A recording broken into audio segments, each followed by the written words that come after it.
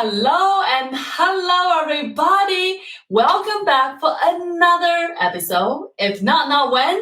Today I have such an honor. I'm so excited for today's special guest, Mike Garnett. And if you don't know Mike, oh my God, you should really know this. First of all, Mike, he is somebody born to start business. Not just one, not just two, not just three, not just four, 5 ventures and counting. Today, Mike is the CEO of SwiftRide with a mission to build a commute solution for every single need on the planet while keeping accessibility at its core of its mission. In addition to that, Mike is also a sport fanatic. He loved to work out, I imagine. He also passionate about basketball and hockey. He represented Canada in year 2016 and 2017 in obstacle course racing world championship. Wow, that sounds so fancy. With that, everybody, I am so excited and thank you so much, Mike, for joining us and welcome to the show. Well, thank you so much, Wen. What a fantastic intro. I greatly appreciate all the kind words. And I'd like to think all 5 of those previous startups were all tremendous successes, but some of them are great learning opportunities. But I'm so happy to be here. It's been a while since we've been trying to get on together, and so this is it's great to finally be here with you. Thank you. Yes, we are so excited to have you today, Mike. And first of all, tell us, how does the whole magic get started? Well, thank you for asking. I've been an entrepreneur my entire adult life. But I learned a long time ago from my uncles they're all accountants, and I have a very conservative family. They're all either government workers or accountants and the such. And so being from Ottawa, Ontario, although I'm currently I'm up at the cottage in Sharpet Lake area, but yeah. So I was told by my uncles a long time ago to just go ahead and really be, learn some skills that you can that would be important in life while you're young, and sharpen those skills. So I got into sales at an early age. I do love to talk, and I'm a very social person, and so that's something that was recognized by my uncles and my family early on. And so I sort of doubled down on that. And so although my first job, technically speaking, was working at Wendy's, but I was only there for literally one paycheck because I ended up, you have to pay for your uniform. And after all the deductions and all the work that I had to do and being stuck behind a fryer and stuff like that for several hours. I mean, I basically didn't make anything at all, and I thought there must be a better way of doing things. But I've sort of moved along to working at a restaurant, a sports bar, which was by far the coolest job ever. I really loved it. I was around a bunch of sports people, and as a young sort of 16-year-old, 15, 16, working in the sports bar where you can go ahead and you're around just like a lot of energy, sports enthusiasts and such. It was a lot of fun to say the least, and I learned the value of cash, to say the least. I would save I would save my tips and I would just use my paychecks as spending, because my tips were actually more money as a busboy than what my paychecks were. So, like when I was really young, I got a bunch of jobs that were all lined up, and so the idea was really just to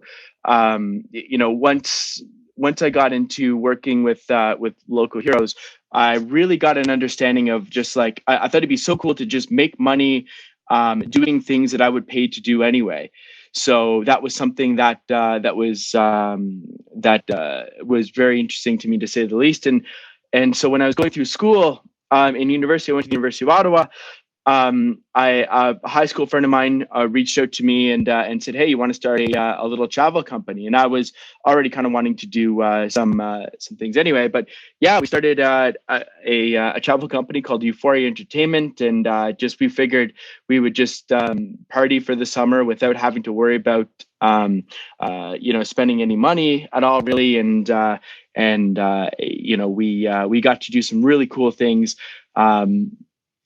Just going to some of the bars and the nightclubs outside of town, and we organize sort of the buses, the bus trips, and all those types of things, to say the least. That allowed me to go ahead and just spend really good time with my friends, in really unique, having some really unique experiences. So, whether it's the Ibiza Beach Festival, which was this outdoor bar and club that was during the day, that allowed us to be able to like wakeboard and have water trampolines and have DJs and stuff in his private area. It was very cool. And so, yeah, we didn't make any money off of that, but at the end of it all, we did more or less break even, and we had an absolute blast, to say the least.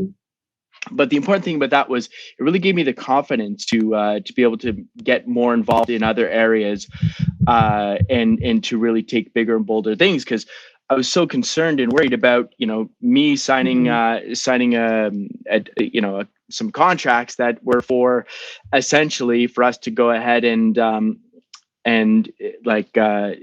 pay for these buses, right? As a student, we didn't really have a lot of money or anything like that. But because I saved a lot when I was younger, I did have a little extra money kicking around, and I did get a scholarship to school, so I didn't have to pay as much that I was expecting to have to pay, and such. Because let's be honest, I was not the greatest student in high school until pretty much the very end.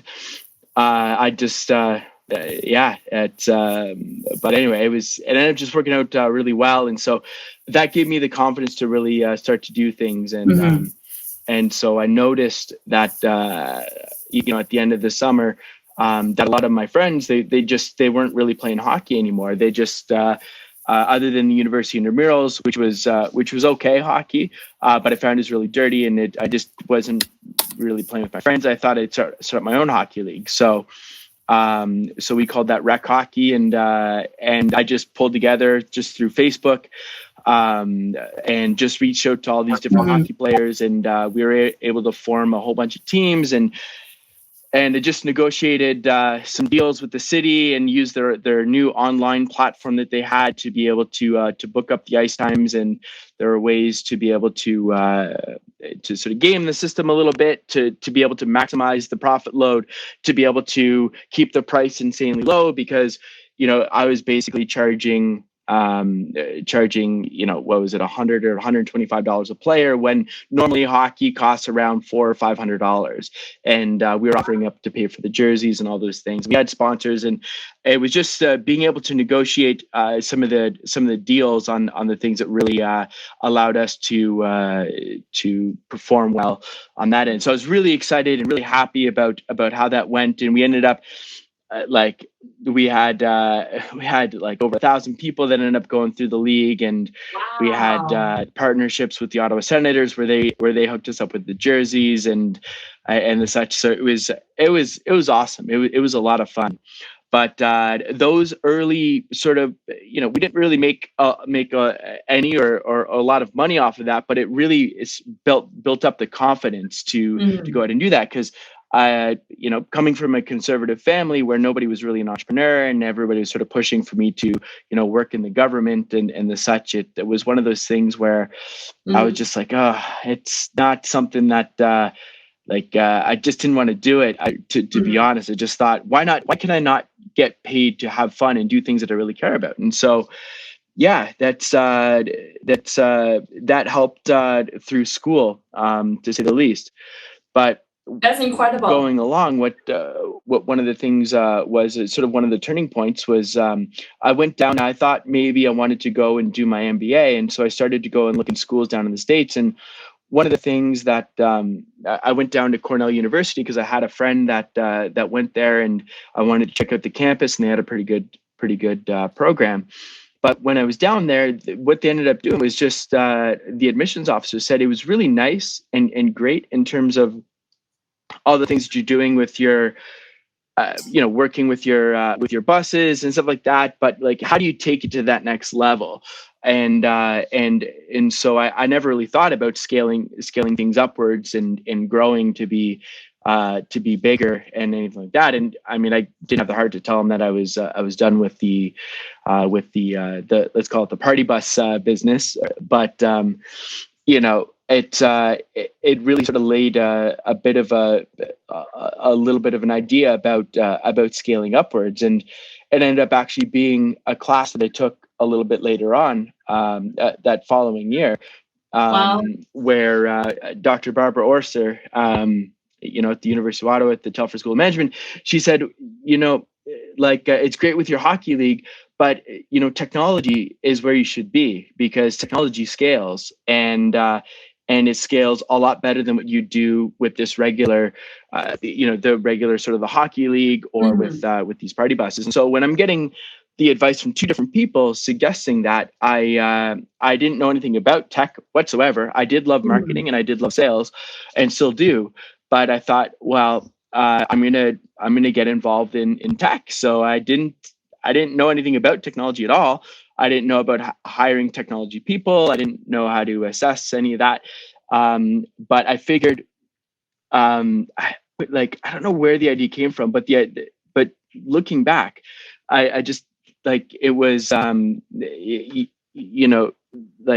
you don't know where, or like, if I might not necessarily be able to assess talent, but people that have functioning, startups and companies that are, they probably do. So I looked at people on LinkedIn to be able to try to find some people, and I found a small functioning team, and it was this one guy that was also teaching mobile app development at Carleton University, where I just thought, okay, well, I'll go ahead and chat with him. And we ended up actually sort of hitting it off. And I found that we've started this new company together. And so it was called Mobilithink. It was very important to him to keep sort of that name or that idea. And so that's what we did. We worked together. We created this new company, and he had equity in this new company, and we were building mobile apps that I found would be helpful for the golf industry. So we just did that. We created these apps, and we got these, some early sort of traction. In terms of, got some interest in meetings with some fairly high level people within the golf industry itself, and I brought on another guy that I went to school with, who was a really good golfer, and we just built out this little company. We got a little Bootstrap award, which is an Ottawa thing for basically doing something where, without really having any money, and if you're completely bootstrapped, which we were, it would allow us the opportunity to, basically we got the best guerrilla marketing award for crashing these conferences, and just in the main areas, sort of putting our flyers and stuff like that in the hotel lobbies and things like that. And we drummed up a bunch of interest, and That's amazing. we were talking about a bunch of things. So it worked out well on that end. What a journey, and so beautiful. And I have so many questions. First of all, you said that your entire families are accountant or that sort of profile where no one is entrepreneur, right? Do you always pretty much knew you are different? And was it difficult? Was it an easy choice for you to notice you are different, but really follow your heart, follow what is feel right for you, and on a path which you don't see anyone in your family done it before? That's a great question. I did always know I was different. If it wasn't for, I found out later on, unfortunately, my grandpa had passed a number of years ago, but I found out right towards the very end that he was a little bit entrepreneurial. But before then, I always thought, like, where do I get this from? Because my dad is ultra conservative, is a military guy. It's all about structure. It's regimented. it's and then my uncles are all accountants, and I don't really have anybody that's been entrepreneurial in my family at all. So for the longest time, I just thought, well, where did I get this from? Because I always had that sort of burning that burning desire to do it, but it took building up the confidence a little bit through a couple of little wins and little successes that really allowed me to feel comfortable enough to take that next step. And it had just having the right people come in at the right time, in terms of doubting, and every founder goes through the doubting themselves and doubting the ideas, and you're really pushing a lot of the you're working a lot of the time. You're not really having many vacations or holidays, so if you're not surrounded by entrepreneurs, which for the longest time I wasn't. I just found that I was such an outsider in absolutely everything. So it was just one of those things where it's once I started to find other entrepreneurs in the entrepreneurship ecosystems, I knew I'd found my people, to say the least. We're a little bit nuts and a little bit crazy, to say the least, and with a relatively high tolerance to risk. It's incredible, Mike. And you said that, even though your family are a certain type of profile, but you just have this fire in your chest. What is your fire? What do you want to build? What is the world that you really want to create? Honestly, it's been since high school. My dream has always been to take a company public and to run a publicly traded company, to do it, to be a global company. Built here in Canada. And I've drawn a lot of inspiration to another Ottawa local company, another Ottawa company called Shopify, which is just been absolutely on fire.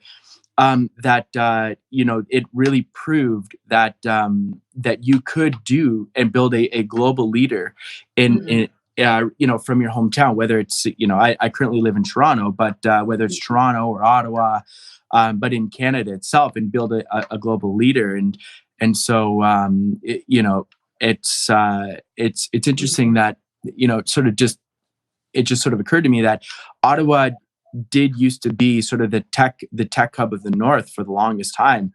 Like in the Nortel days, we had JDS Uniphase and Research in Motion is as a big Ottawa office as well. So we had these very large, globally dominated companies, but that was before my time as being sort of recognizing a lot of that stuff. So it's interesting to see. But yeah, I've always had this desire to build a company with the people that I want to build it with, that has a global impact on something that's important and meaningful to me, that'll also be important and meaningful to the world as well, to leave a footprint. So that's wow.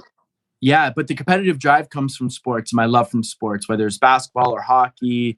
I was a competitive wrestler. I went to a high school that was very, very strong in football. So we've always had I've just had this strong competitive drive in competing, and that comes from sports. And I still love it to this day. It's given the pandemic, you can't really do much, to say the least. But I'm really looking forward to getting back at it, to say the least. And Mike, it's so incredible to see, you mentioned as a high schooler, you already knew what is your dream. And I'm curious, at the point of time, you don't have that much experience like you are today. How do you not get scared by your dream, which sounds so big and so unimagined? Imagine where you come from, where your family, the circumstance you are in, right? That's one. Secondly is, now the fifth venture along the journey, how do you never get scared to start something completely new, completely big? How are you able to really move forward with that mentality? Honestly, having a good support network. I mean, I love it. I can't say that my partner Lauren, she's a lawyer, so she's about as risk adverse as you can ever imagine, which is kind of ironic given who she's with. But we've been together for nearly 16 years, wow. And so having a partner that understands about what you're doing and supporting you through thick and thin with it. But that does really help. But there was a point in time where, like when I first moved to Toronto, I wasn't sure what my last startup within the golf industry sort of flopped. It wasn't the kind of, I still think it's an absolutely brilliant idea to this day. But it was a little bit ahead of its time. And as a startup, this was back in like 2011, 2012. In that time frame, it wasn't as popular to be sort of a startup and or like a startup founder, and big companies really didn't have the they weren't willing to bet on early stage startups to support them. Now I think it's changing quite a lot through corporate venturing, but at the time, we were pitching our idea. It evolved from just developing golf mobile applications to basically, allowing for booking tee times, and basically like being able to buy tee times for golf, and just sort of having it at a releasing discounts in waves. And so you can have like hyper targeted waves through Facebook. So through the Facebook graph data that you were able to pull back, it was a lot more open back then. But you can have really hyper targeted, customized discounts in package deals to be able to offer up, and then provide this the mobile app itself as a way to advertise the apps on the App Store and be able to engage with their members, but also people that are potentially looking for it. So we thought it was fantastic. But when we met with the absolute tops of the golf industry, so whether it's the Golf Association, so the National Golf Course Owners Association here in Canada, or the United States, or the PGA of America, they held strong to go with what they knew, rather than specifically embracing sort of some cool tech concepts and ideas with guys that they don't really know. So it was so like I said, it was a brilliant. I thought it was a brilliant idea then. I still stand by it. I think it's fantastic, and there's a lot of great companies that are making a tremendous amount of money off of it. So such as a company like Gallus Golf, shout out to them. But it's I was just coming off that, and off of the licking my wounds with that, and I really wasn't sure what I was going to do. I thought, like, as much as my ambitions are there, having a partner and a spouse and prioritizing them and making sure that contributing and being a really an equal partner and those types of things. I didn't really have a specific idea and in mind in terms of what I wanted to do, and I ended up actually very, very briefly, getting a couple of jobs just in Toronto when we moved there, because I didn't really know anybody and I didn't really know what I was going to do, and I couldn't just sort of sit around and do nothing all day. So, I got a job as a bartender at a really high-end private club just down the street from me in Toronto, and then I got a job over at selling mobile devices, because I knew I could sell, and it's a great way to be able to make a fair bit of money. But in the meantime, I was going and meeting and crashing little conferences and things like that to just get to know more and more people. And right at my absolute lowest point, I ended up going and seeing an entrepreneur speak at Ryerson University. His name is Michael Weckerle, and in that particular moment, I met a business partner that a guy that wanted to interview me about how to be able to hire technology people, because I basically just said to him over drinks that all we were doing was really just going and like just identifying people that recognized who to hire for good talented people, and then just basically like doing a talent acquisition to acquire those companies to be able to hire the people, which is what I did with Mobilithink, and so he just wanted to pick my brain more on that. But really, what he wanted to do was start this company in the accounting space, and so I had some uncles that were accountants and the such, and so I didn't really know a lot about the accounting space other than just the conversations I had with them. But we started spitballing ideas that which we met the next day to have a cup of coffee, and ended up actually just being. It turned out to be that they wanted to start this company for Deloitte, or with Deloitte, to be able to basically figure out the future of accounting, it's specifically the audit space. So because of the data stuff that I did before within the golf industry, I thought there might be a way to be able to use, the buzzword at the time was called big data, but it ended up now it's called it's shifted to being sort of like artificial intelligence, and sort of like using data to be able to predict other things or to be able to take action on things.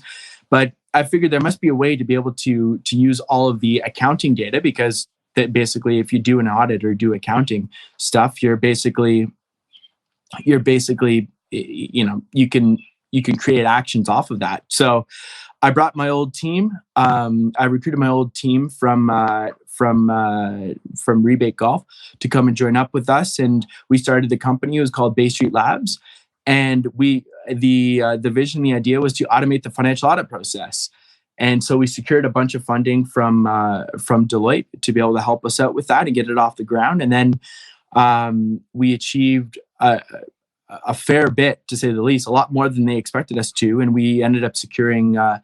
We went from securing basically $3 million to like $19.5 million. So in the span of about 8 months, and what that really allowed for us to do was to really take shape and really move forward this industry. And this was there's another great company out there now called MindBridge.ai, and there were a few other companies that started up after us, but we were the first company to really do this, automating the financial audit process. And we had all of the all the contacts and the networks and everything like that to make it be tremendously successful. But I found that once we secured our funding, I straight fell out of love with the concept and the idea, because the challenge, and I'm really driven and motivated by very large challenges, but I found that the challenge of starting up this company and being a legitimate player in the space was done. It was over, right? Like we'd already I'd already achieved the goal, and it didn't. And those goals didn't fall in line with my personal ambitions in terms of wanting to take the company public and to be able to do things in a space that I really cared about. So at the height of all of the time for that, I decided to step back, and I didn't know what I wanted to do, but I decided to sort of step back and just try to figure it out in terms of what I really wanted to do. I knew I wanted to do something big, and this was on a great trajectory, to say the least, for it. But I honestly didn't give a damn about auditing. It's a tremendous courage, Mike, because you talk about right before you start this venture, you are at the lowest point of your life where, right, there's not much light in the golf, the venture you started it. But then you see success, and you relate to having the courage to realize, wow, this is not what I love to do, and able to make a decision to take a step back from the huge success with Deloitte, with all the funding you raised. That's incredible. How do you always have such a strong courage, really, just to truly stay true to who you are and really seeing things as it is rather than better than it is? It's tough as hell, to be honest, when it's incredibly difficult. You don't know if you're making the right decision, right? You have no idea. Are you missing the greatest opportunity of your entire life, or is it's you have doubts about it. But I think that, like, if I what made it an easy decision for me is looking at if I were, if I were, my grandpa had passed around that time, and I just figured if I was at my grandpa's age, and it turned out that like, would I be happy with my life's work? Would this be something that I would be proud of? And I am absolutely proud of it in terms of the stuff that I had done. But do I want to make this my life's work? And so I learned. I through following a lot of other entrepreneurs that I have a lot of respect for. I found that, they have the screw it, just do it kind of mentality, in terms of, like, if they just do what really feels right, and you gather as much information as you possibly can about things, but you stick to what you know and what you really care about, that it all kind of works out. You know what I mean? Like, persistence, and like, you can overcome a lot of the difficulties and challenges that come along the way with being an entrepreneur if you simply just are, you think creatively, or you sort of try to overcome some of the obstacles that are in front of you, and you're just persistent with trying to solve the problem. And so, whatever's sort of in front of you. And so, when I look at life's work and some of the challenges and things, I just thought, I'm still young. I'm young enough to still be able to swing for the fences. And, like, in terms of thinking about things that I want to have in terms of for a family and for my own home life, now is the right time to really go for it. And so I went and took a trip to New Zealand for a few weeks to visit some friends, just to be able to really think things through with it. I didn't want to have sort of like an impulse sort of feeling about, okay, well, I'm just going to decide to go and just do this and then regret it later. And also, I really had to think through the impacts that it would have on the team, right? Because I recruited pretty much everybody on the team. I was a very big part of the culture. I was really driving a lot of the culture of the company, and I was concerned that if I had just left this company, that basically, a big piece of the company would be gone, and that the company would not be successful. And everybody that invested money into the company and was really supporting us through all of this, I didn't want to leave them high or dry and leave them screwed either. So I really had to think through: is this the right time to do it? And once we got our funding in place, I knew at that time that we were financially stable, and that it would be that if it was ever going to be a time to do it, it would be then. And so, like I said, I went to New Zealand. I took a few weeks to just sort of just think things through, and I came back and I knew exactly what I had to do. And it turns out that the company was just fine without me, with leaving. And they're still going today. It's called Avenir, Auvenir, and they're going strong. And I'm so proud of Pete and the team and everything that they're doing. And they've really grown into a fantastic company. And like I said, I'm super proud of them. But I didn't know if it would last that with me being gone. It ended up being just completely fine. But I was worried about the culture, and I fundamentally believe that good culture can trump anything. Like, you can overcome any challenges if you have a good culture that encourages risk and creativity. And so the culture stayed. They did have some turnover, but overall, it was something that I'm really happy for them. But I had no idea what I wanted to do after that. I had the financial stability to be able to spend some time really thinking about it. But to answer your question, I didn't know. And it's in terms of finding the courage to do it, you just kind of you got to stick to your core, your gut, in terms of what you're trying to do. And one of the things I'm doing now is I've been working with a coach just to like an executive coach to just really, strengthen the core and the core values and the things that I care a lot about, and make sure that I'm continually going in the direction that I want to go, and be able to uh, build me at like as I'm growing this company and this startup with SwiftRide. This is the first time I've ever been a solo founder, right? And without any co-founders and like that. So this is something where it's just as scary as it was for the other startups that I've started. You know what I mean? And so by working with having my own sort of like advisory group that are just personal advisors and a coach, to be able to help me scale up my skill sets and my talents, and be able to look at the different understanding sort of where some of the blind spots are, and see things where that potentially that I don't see. It allows me, and I feel more and more confident every day in terms of building this. And I know that I'm building towards the right a company in an area that really does feel right, true to the core of who I am, which is to make the planet a better place through technology. And so by helping companies and helping people sort of reduce their carbon footprint, this is something that I think is critically important, and it's something that I've been passionate about since certainly within university when I took some courses on it.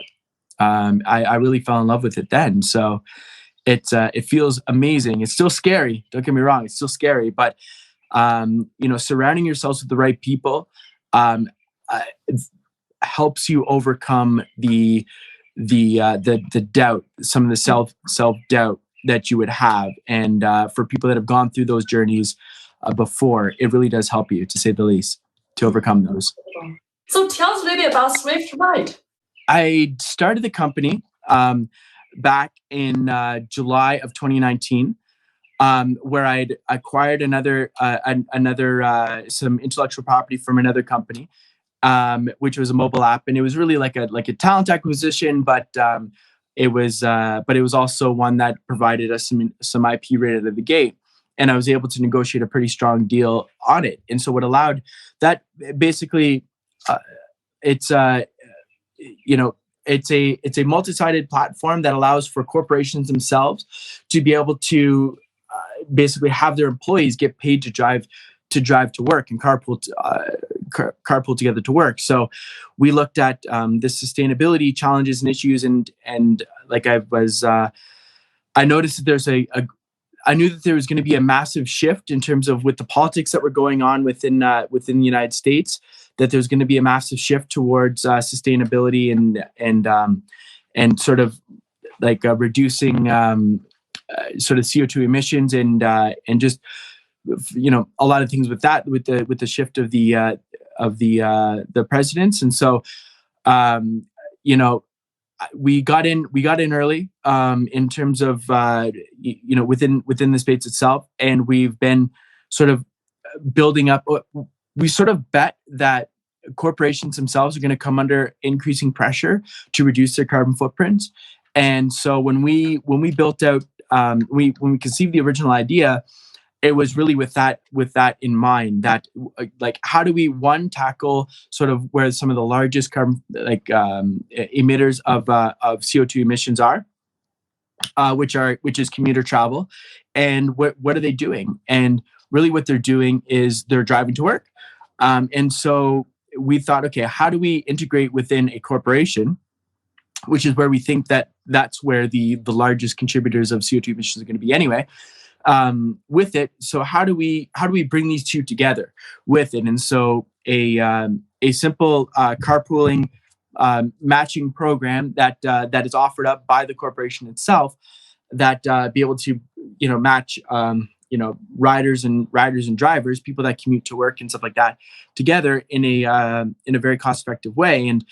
And so it's not about making money; it's really about sort of breaking even. So the pain point with the drivers that own cars is that they're basically the operation of a vehicle is basically the second most expensive expense that they carry. It's about 9,000 on average US dollars per year that that car owners have, and that is gas, depreciation, maintenance, insurance, all that sort of stuff. So how can we help them recoup some of those while also how do we incentivize people to be to make sustainable decisions without even whether you're pro sustainability or not? Like how do we remove the barrier to encourage or allow for sustainability to be open for all? And and so getting paid to drive to work seems like a heck of a value proposition. So that's kind of what we've been pushing on that end. And then through our research, we found that corporations themselves are actually they have these budgets to be that are discretionary budgets that people can use for however they want. And so through the benefits program, so we found that through that's the way that the corporations themselves can pay with existing budgets to be able to supplement or to be able to pay the drivers to drive to work. So we created a whole value proposition for both the corporations, the riders, and the drivers, where the riders get sort of like free, more direct transportation to work. The drivers themselves get paid money to be able to drive to work, and it's all sort of covered by the corporation itself. So, we didn't conceive COVID happening, to say the least, in July, and sort of the entire world shutting down. But it allowed us the opportunity to really gain access to some incredible talent. It pushed off us with our fundraise. We didn't have to raise capital right away, and so now we're going into a fundraise now. But at the time, the things that we needed to accomplish to achieve these milestones, we didn't necessarily need to do specifically with like the cost of developers and all that. It dropped substantially. So our cost dropped significantly, and we were able to bring on some people that can help us achieve some milestones, and get early into a really a very promising startup. And so, that allowed us to really, we didn't have to carry the cost of like an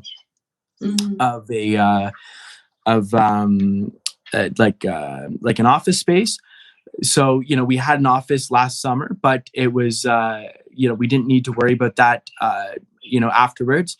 So, we were able to save a tremendous amount of money through COVID. And so now the opportunity for us is that this return to work, where the rest of the world is sort of certainly within North America, everybody's going to be returning back to work in the fall. You're going to have this hybrid work model where people are going to be going to work some of the days of the week, but not all the days of the week. And so this program that we have is fantastic for the just dealing with the influx of the more random times to go into work and such, where people might not necessarily need to buy, say, a transit pass, and specifically within Toronto, right? It's expensive to travel from outside of the city with the GO train, right? So, which is public transit, but it's those things get really expensive. So our platform actually provides a more flexible, sustainable sort of transit solution that the employers can offer up, which is going to be fantastic for recruiting new employees, and also just getting people more engaged with their colleagues and coworkers. And it's also safer during with whatever happens with COVID. It's safer for them to be able to ride with a smaller group of people rather than take like larger sort of public transit, or to take an Uber where you have a bunch of random people that are in all the time. Like it's a fantastic opportunity. So coming out of COVID, and then it goes back to our original business plan that we had, in 2023, back for what we were expecting sort of 2021 and 2022 are going to look like. So we're really excited, to say the least, about all this. And now we're just recruiting a fantastic team, and we're all systems go. We're really excited about it. So happy to see, one venture after another, every single step, you are closer to who you truly are. And today, since that SwiftRide is truly what you are as entrepreneur, as what really matters to you. So it's incredible to see an incredible venture you're building. I want to shift our topic a little bit for the next question. So, you have done a lot, Mike. You've done so much, whether it's, the party bus we talked about, whether it's just a sales experience and one venture after another. I'm curious, what is your definition of success look like for you today? And with that, are you successful? I would say that success is being able to do things the way that you want to do things, and to have an impact on what you're doing with people, surrounded by the people that you would want to do things with, and that's sort of on the that can go between sort of the personal and business side. But what I see as being success is really just being able to have a seamless integration within work and within work and life, where it's not one, it doesn't impede or hurt the other, right? Where it's something that you can have an impact, and you don't sacrifice, substantially sacrifice on the family side, but also you don't sacrifice on the business side by spending too much in the sport and leisure. But I see overall, like, just being able to do things on your terms with the people that you want to do it, that you want to do it with. And so I've been successful to that extent, but I've been that way for the longest time. I just don't feel as though I haven't achieved all of my ambitions yet. And so I'm hesitant to say that I've been successful, but I've been trending in towards the successful direction in terms of the way that I've been kind of doing things. And I just know that, by just sticking with all this, I know that I'm going to be able to have a fantastic balance of family and business, and have a wonderful business career, where I do my life's work and am able to focus on my life's work. Similar to one of the entrepreneurs I kind of really look up to is Richard Bronson. His family is involved with a lot of the work that he does, and it just is, he just has fun doing it. And it's like, why not have fun doing what you're doing, right? Like there's going to be ups and downs, but the net positive being fun. I just think I wouldn't have it any other way. I just wouldn't. Yeah. Incredible. So what is your next ambition? My ambition is to be able to have a global impact with my company SwiftRide, where we help basically leave the world a better place than where we left it, by having it being by reducing carbon the carbon footprint through CO2 emissions, to reshaping the way that cities and like the future of cities and the future of transportation mobility are in, and having a really big impact on that. And I can't wait. Commuting is just the first of a bunch of amazing initiatives that we're going to be tackling over the next 5 to 10 years. But at the end of it all, I want this company to go public, and I want this, and this company will be something that is gonna outlast sort of my lifetime. And that's I can't wait. I just can't wait for that. I know I'm on the right path. So that's your legacy you left on this planet. I love that. Exactly. So my last question to you is, Mike, you of course is, hardcore serious entrepreneurs, and you really see it all, the up and down and everything in between. I'm curious, what piece of advice you'll give to the fellow entrepreneurs or aspiring entrepreneurs who maybe right now are still in the thick of it? What would you say to him or her? I would leave a couple of general themes. The first one would be like surround yourself with incredible people that are way better at doing the things that way better than doing the things than you can do. Don't be afraid to provide and bring them along with you, and where they can get a part of the upside, as well. Have a partnership approach where you want to be partners with your team. You want to be partners with your clients, or have a win-win sort of mentality for that. Focus on culture.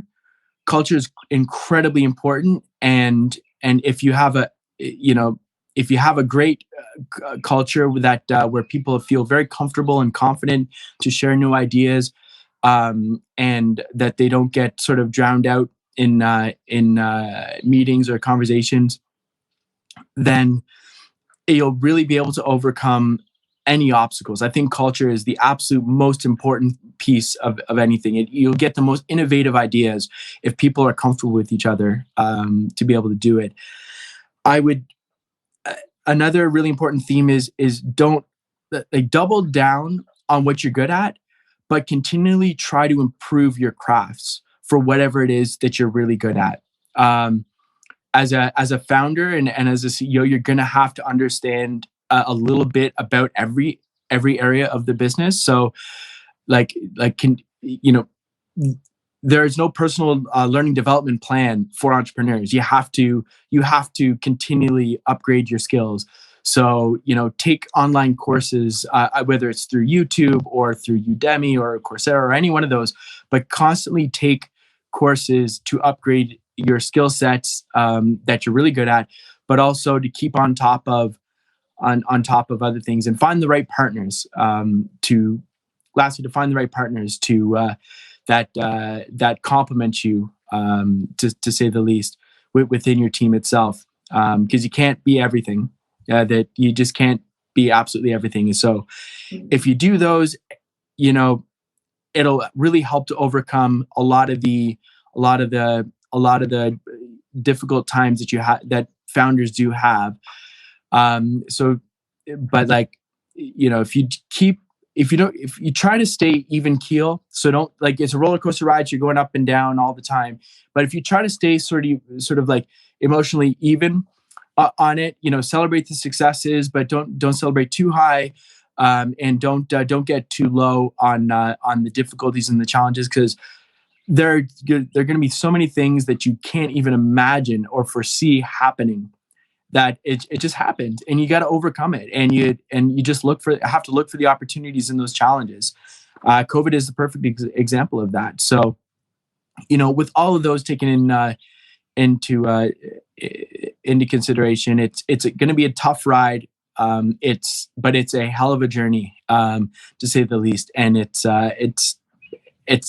worth it. It's worth it. Wow, Mike, it's so beautiful. And once again, please allow me to thank you for joining today and being so open, so authentic, share your beautiful journey, your beautiful wisdom and insight. So I am really, really grateful. I truly enjoyed today's conversation. And thank you, everybody, for tuning in. I hope you enjoy as much as I do. And until next time, my friend, have a magical day, and I'll see you all next week.